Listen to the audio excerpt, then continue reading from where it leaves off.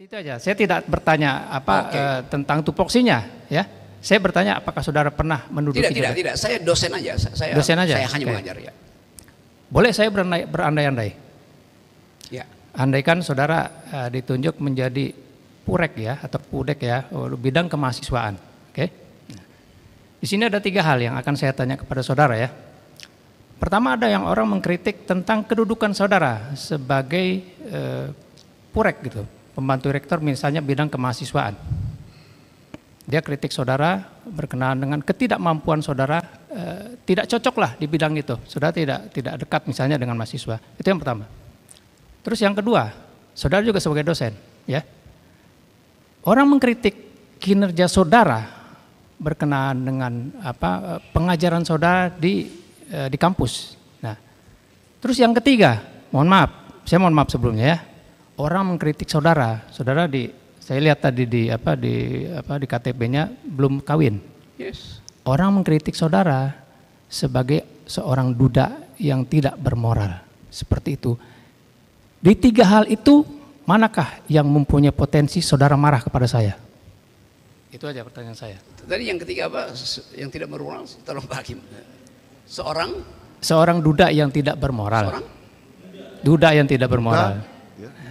Duda yang tidak bermoral. 3 hal itu manakah yang punya potensi saudara marah pada saya dan saudara melaporkan saya? Saya nggak akan marah karena saya anggap dalam pertanyaan itu nggak ada poin tuh. Duda yang tidak bermoral. Memang ada duda yang bermoral berarti lalu saya mesti buktikan dulu bahwa saya duda, lalu buktikan saya bermoral. Jadi saya tidak akan melayani itu karena saya anggap itu adalah ya semacam satu argumentum ad hominem itu aja. Oke, kan baik. Jadi buat saya nggak ada poin di situ. Saya anggap ya diucapkan aja. Saya anggap itu sebagai berita dari seseorang, bukan problem saya, itu problem dia tuh. Oke, saya lanjutkan ya. Bagaimana Pak? Seandainya berita yang terakhir tadi yang saya dapat tentang duda tadi, saya peroleh dari data-data yang entah dari mana saya peroleh, itu saya bilang kepada saudara.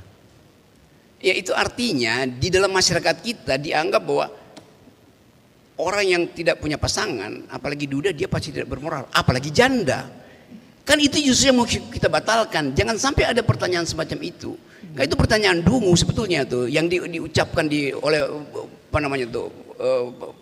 mereka yang mengkritik saya lakukan hal itu dan nggak pernah saya anggap itu. Karena kan itu buat apa itu diucapkan itu kan? Itu sebetulnya itu menghina gender equality itu, sekaligus menghina para duda, dan saya memang bukan duda. Oke, jadi ada. Tapi kalau saya layani kan nanti orang bilang buktikan Bu Anda bukan duda gitu.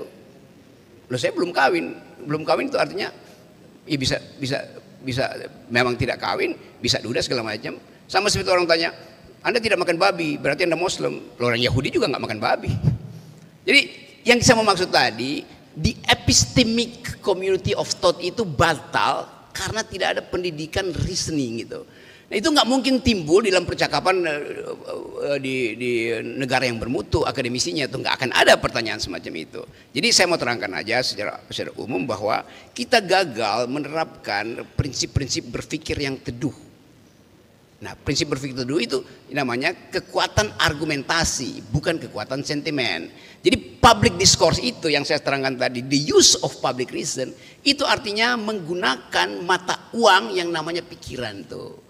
The force of the better argument. Nah kita seringkali tidak mau pakai mata uang argumen, kita pakai mata uang sentimen. Nah 3 pertanyaan tadi itu mata uang sentimen, kira-kira begitu. Tapi itu hanya ilustrasi Pak Hakim, terima kasih. Ya, itu kan ilustrasi. Ya. Tapi yang saya ingin tekankan ya, kaitannya dengan pertanyaan dari penasihat hukum tadi kan, ya. Kalau kita mengkritik seorang publik ya, pejabat itu katakanlah, apa yang patut dikritik dari orang itu?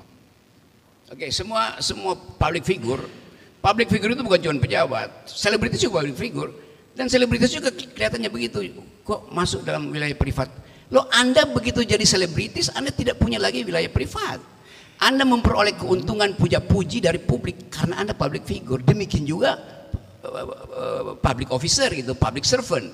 Kan dia dapat semua keistimewaan tuh. Kalau di jalan tol dia oleh para pengawal, dia udah dapat kemewahan di situ kan. Privasi dia harusnya tidak boleh didalilkan kembali karena dia udah dapat semua kemanfaatan publik. Jadi kalau saya kritik pejabat publik, saya kritik hasil dari kedudukan dia sebagai pejabat publik itu. Saya nggak kritik dia duda atau dia janda atau dia segala macam, enggak. Saya kritik yang Anda lakukan itu comply nggak dengan konstitusi. Yang Anda lakukan itu termasuk dalam the use of public reason apa bukan. Jadi itu sebetulnya di situ nggak ada perasaan bagi saya. Satu-satunya hal yang saya ucapkan, yuk mari kita berargumen itu. Tapi kemudian kalau argumen ya mulai mempersoalkan tuh Anda karena jomblo kan, karena saya kasih contoh misalnya bagaimana supaya lengkap di sini. Saya dikritik karena menghina presiden oleh seorang profesor ekonomi UI namanya Renald Kasali. Saya ucapin di sini ya supaya dicatat. Kata si Renald Kasali, Rocky Gerung itu kasar ucapannya karena jarang bercinta itu. Bayangin coba. Datang dari seorang profesor UI itu yang figur publik, dia di figur publik karena dia endorser jamu namanya jamu tolak angin tuh.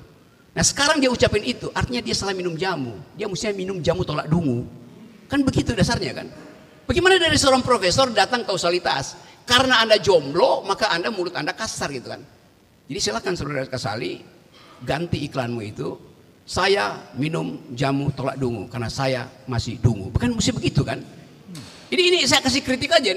Saya nggak ada urusan personal dengan dia. Tapi cara dia berpikir itu menunjukkan bahwa dia nggak paham apa yang disebut the use of public reason.